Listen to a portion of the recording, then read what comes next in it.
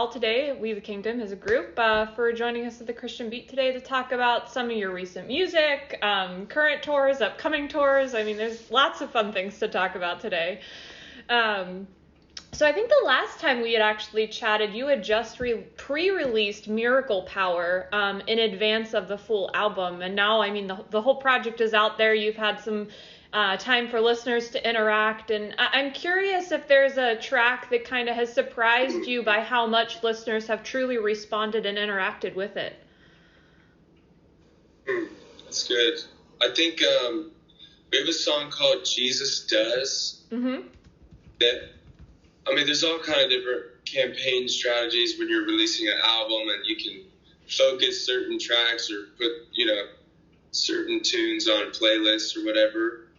But I think as far as we know, for a song that wasn't over-focused on or pushed super hard that we really believed in, it's just been really encouraging to see that song kind of minister to people and really connect, because a lot of times in the studio, you'll have songs that you think is the next whatever, like it's going to blow up, and not necessarily for the hit sense, just like, gosh, I think people will connect with this and where we are in the world or whatever.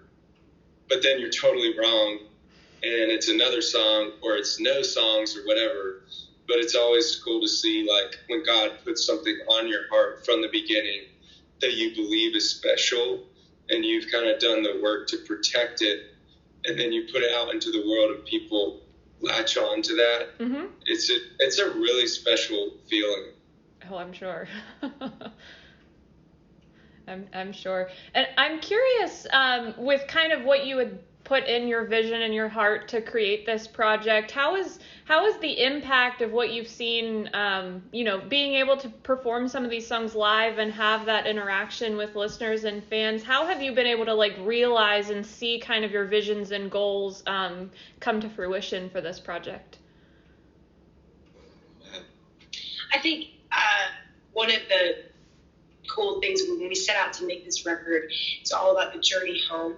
So I wanted to talk a lot about, incorporating images of earth and images of heaven. And so in our live show, we have this backdrop that's like twinkling stars. And then wrapped around all the mic stands, we have greenery. So it's kind of like this collision in our brains. We saw heaven meeting earth. And then on our live show, you actually get to see that. It's been really cool. That's awesome. I was going to actually ask, since you're wrapping up the tour, your headlining tour that you've had the last 2 months, I think that you've been going around with that one, if there was a certain moment in the night or song that you've been really enjoying and you kind of look forward to every night in particular as something a little bit special. Mm-hmm. Yeah, I mean, there's a couple for me. One is the song that Mark just said, called Jesus Does, and another is a moment we do all on stools. It's like a pretty intimate moment of the night, and it's called Family, and it was the song that we wrote in the middle of a big argument, so about family, and that's that song, and that moment's pretty special. That's awesome. And I know that the tour kind of started off a little bit different for you, because I think you were supposed to start in Florida, and instead of starting in Florida, you're ending in Florida. So curious kind of know how that has kind of worked out for you. I mean, I'm sure you're glad that you're still able to do those shows, but how it kind of started the tour for you, probably different than you had expected, I guess, right off the front there. We had been... this year has been crazy, just trying to make this record, and get out on the road. And I know, during the time of rehearsals, we were just, exhausted for this tour.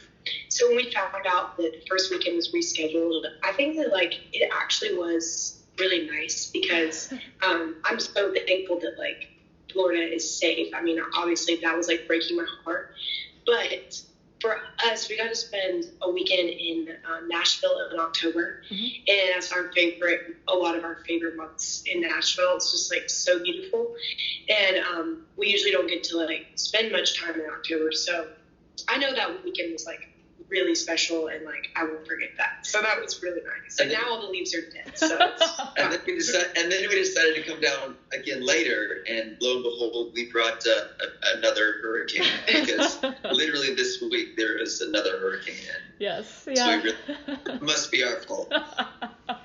And I know I'm looking, you'll be wrapping up this tour, you know, this week and stuff, but looking into next year, you'll be on Winter Jam and that announcement that came out. So I'm curious how much you've started to think through what you want your message and your kind of component for that night to kind of look toward and be for those.